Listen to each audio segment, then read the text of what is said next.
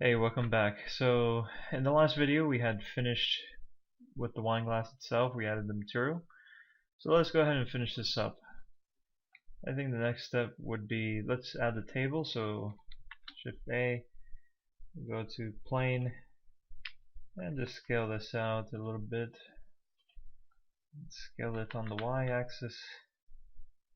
Okay, and then let's go ahead and add the material for the table. Go over here to materials, add new material. I'm gonna give it like a dark, maybe a warm color, brownish. Okay, I like to maybe even do this as a glossy. You could change the roughness, but give it a little bit of roughness to it. Right there, I have 0.1. Okay, and I also had scaled this down. Also, I didn't quite show that. Okay, so scale this down a little bit, and also once you do, I'm gonna just grab this forward, duplicate it, Shift D to duplicate, constrain, and just move it to where you think it would be fairly roughly a good place for it. And I'll do Shift D again to add another one, and that looks to be okay. Alright, so I want to start setting up the camera so we can get a good idea. Just add back in a camera. It's okay if it shows up in the center. I'll show you an easy way to reposition that camera. So I mean, in the viewport here, you can get more or less the view that you want, and then you can do Control Alt Numpad 0, and it'll snap the camera to what you're looking at. Okay, so you can still move it around. Actually, I think I want to move the camera back a little bit. You can also do it in here, grab X.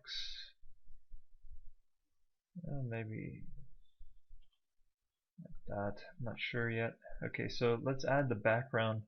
So Shift A again to add another plane. Okay, I like to go into wireframe sometimes. Grab on the X. Now to flip it around an axis according to a specific amount of degrees, you do rotate.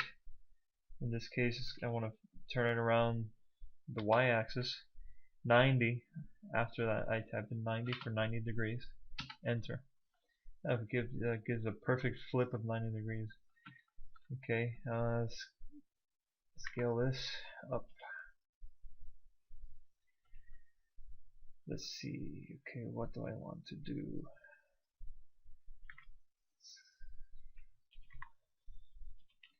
So to apply an image to it, you need to unwrap it. So go to edit. You have to go to edit mode to unwrap it, and then U on the keyboard, unwrap.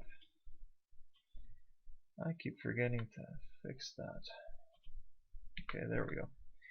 Okay, so you saw what I did. I put U and push U in the keyboard, and then unwrap. Okay, so once you do that, I think you could just add the image over here. Okay, yeah, add a new material. Let's go emission for this one, so I can show you what that is. Emission, and then go to image texture. Okay, and then I had already pulled this up, but if you didn't have it already, open and then search for it on your computer. The links for the files are provided underneath the video. Okay, and let's see what that looks like. You go back over here, go to rendered.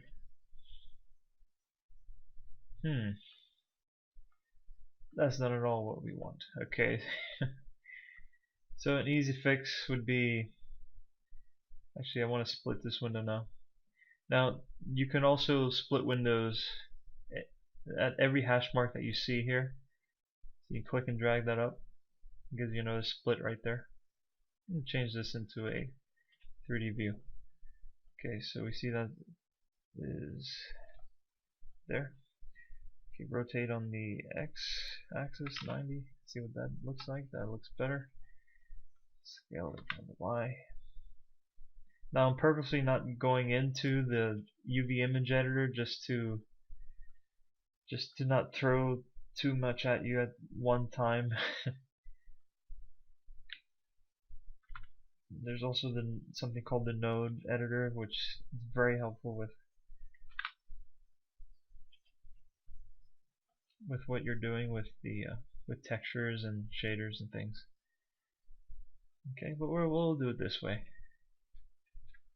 We'll take it easy on the first real tutorial here. Now to jump back into camera view, you hit, I think it's period on the numpad. No, that's not it. Did I add a camera? Yeah, I did. Huh. Now I'm confused. It's 0 on the numpad, sorry. 0 on numpad. Okay, and that snaps you back into the camera perspective. Now I don't know if I like that, I'm not sure yet. Maybe even grab this up. Okay, rotate it down maybe a little bit along the y-axis. I don't know if I don't know. I'm so indecisive about these things. I think that should be good enough. I would like to move it like so.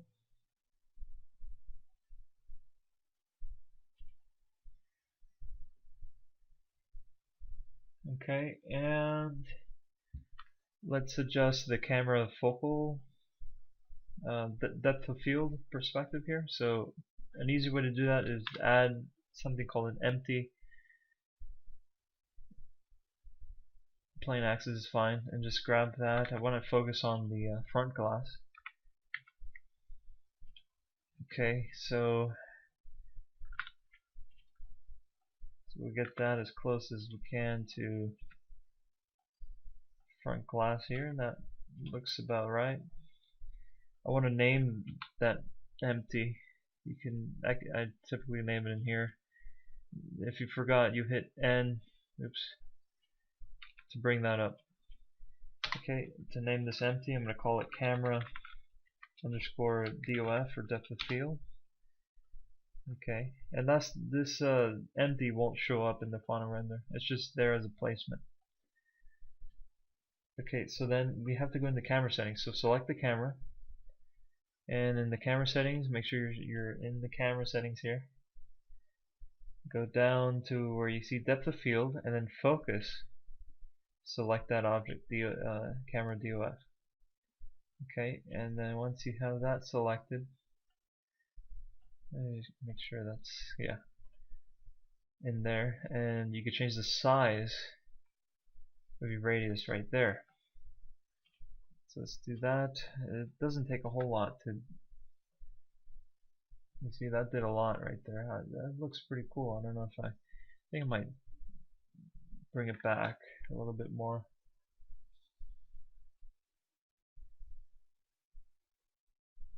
Yeah, I think that's alright. I think I'll leave it at that.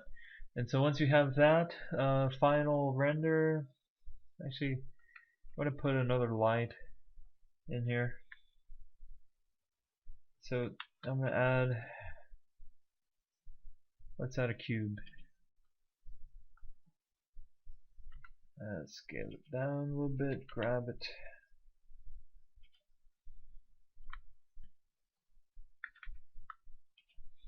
Let's go to top view, side view, grab on the Z. I like to maybe put it right there. Just have another light happening.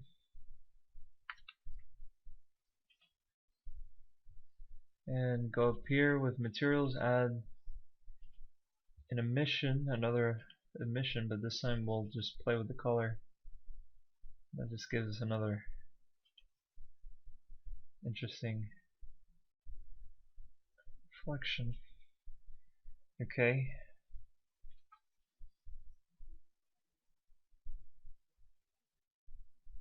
I think that looks okay. I think I might want to punch it a little bit warmer just to match everything in the scene.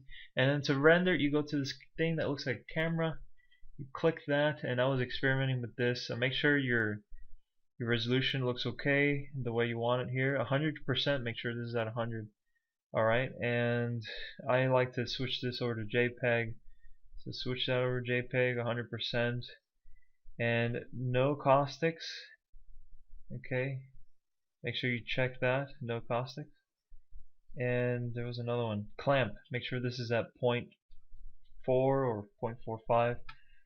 I was getting decent results there with that. Okay, so once you have that, make sure you save before you render.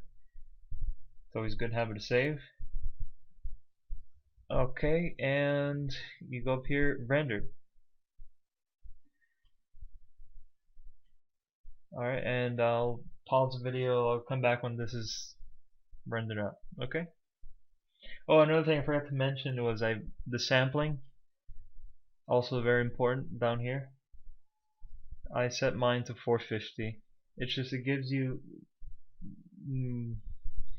the computer spends more time on it, so it'll look better the higher it is. But keep in mind, the higher the value of your render samples, the longer it's going to take. So it's good to play around with that to see what is good for you with what kind of results that you're shooting for there. Okay. Alright, so I'll come back and we'll take a look at this. Hey you guys, I'm back. I'm sorry to do this to you, but I'm not 100% pleased by the image. It looks okay, but there's a couple, these real dark areas here.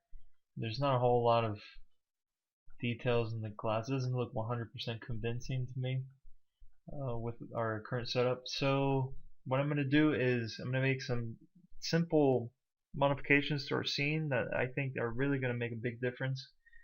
So let's take care of that real quick. Okay, so one thing I wanted to do was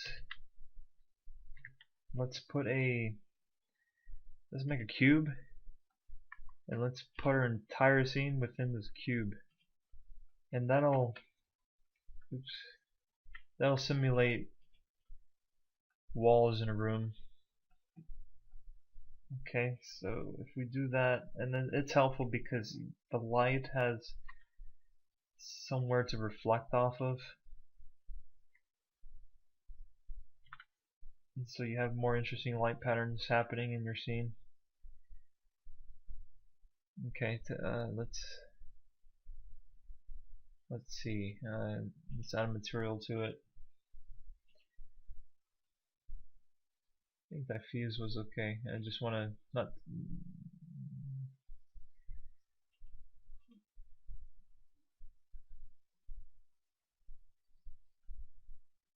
I want to experiment with that, see what that'll give us. And also, I wanted to make this brighter. Maybe if we change that value to 4, just so it's just not as dark. I think it's starting to look better. Also, what you can do is you can shift duplicate that plane, and it'll carry the same material. So that might give us a little bit more light patterns happening. Yeah, you already see that's already affecting the front of it, which is nice to have variation.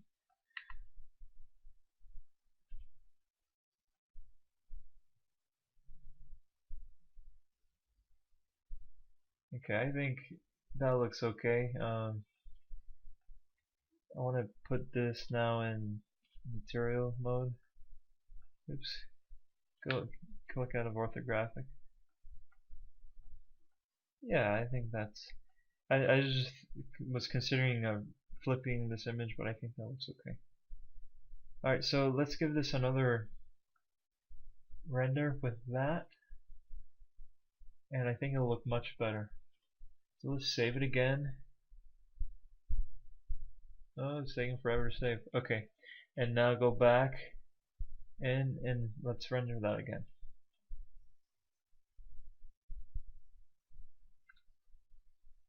Alright, so our render has completed, and I like it. I like what we came up with.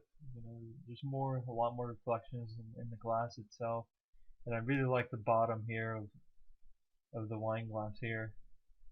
Really nice. I didn't get that in the other image I was playing with, but that I'm pleased. I like it. So if you want to save it, make sure it's very specific with images in Blender. You go down here to image, and I do save as image, and you name it right up here, and you save it. Alright, so that's pretty much it with this tutorial. There's a lot of things I didn't go over, I didn't cover. I just wanted to keep it as simple as possible. There's all sorts of things like the node editor and the UV image editor that I wish I would have gone over with you. But I hope that you're able to accomplish something, not feel overly intimidated by Blender, and that's all I have for you. Alright, I hope you got something from it. If you liked the video, like it, favorite it, comment on it, and yeah, thank you for watching. Bye.